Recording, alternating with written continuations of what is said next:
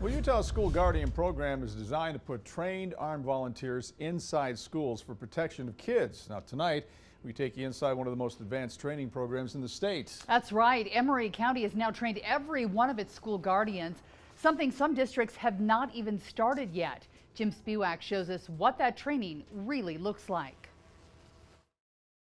As a reporter, I've been following the state school guardian program for over a year now since it's become law. So when I saw Emery County Sheriff Tyson Huntington talk to lawmakers about training guardians at a recent legislative hearing up at the Capitol, I thought I have got to talk to him more in depth about this. So we traveled all the way over to Emery County and we sat down with the sheriff one-on-one, and he walked us through some of those training videos on exactly how they are training these armed volunteers.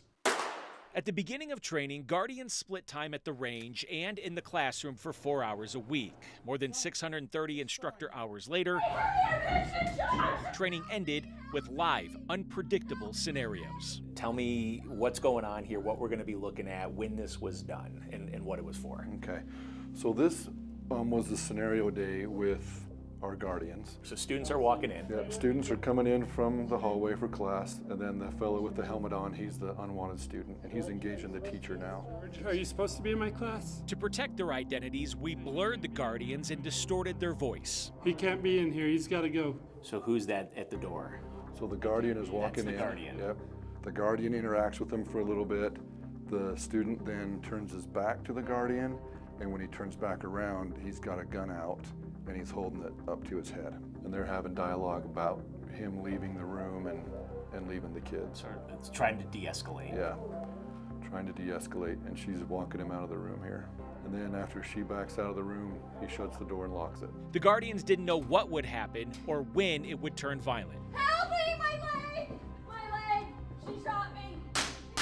The second scenario is designed to be a no-win, a wounded person and a shooter that doesn't go down. What we're trying to teach the guardian is to not deal with the other distractions, that their main focus is to interact with that bandit and to eliminate that threat and make sure it's eliminated, and oftentimes wait for law enforcement to get there. It's difficult for people to leave what they're doing to do that when they know what they're doing is possibly saving a life.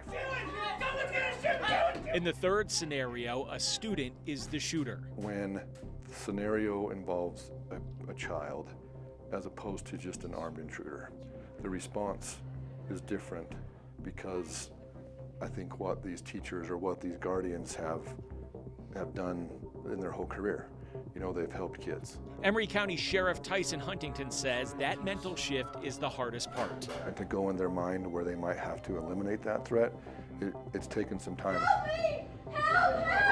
The fourth scenario adds even more chaos. A downed victim, a moving threat, a jammed gun. So the student is down, and you can see why this is a no-win. This distraction for these guardians is just super difficult. Sheriff Huntington has heard the critics who say this just adds more guns into schools, but answers that by saying that a guardian could stop someone who has thoughts of shooting up a school, knowing that they may run into a gunfight. Well, the guns that we're putting into schools now are with a person that has a different mindset and have been trained to be that guardian or to do that job.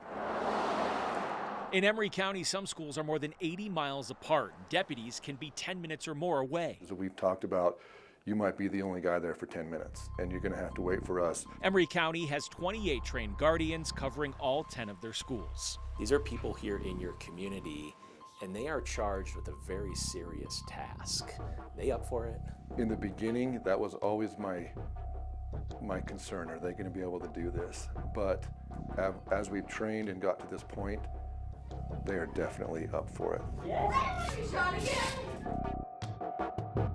Emery County is currently one of the only districts in the entire state with every school guardian fully trained and certified. The sheriff tells us that they will continue monthly scenario-based training moving forward. Reporting in studio tonight, Jim Spiewak, KUTV.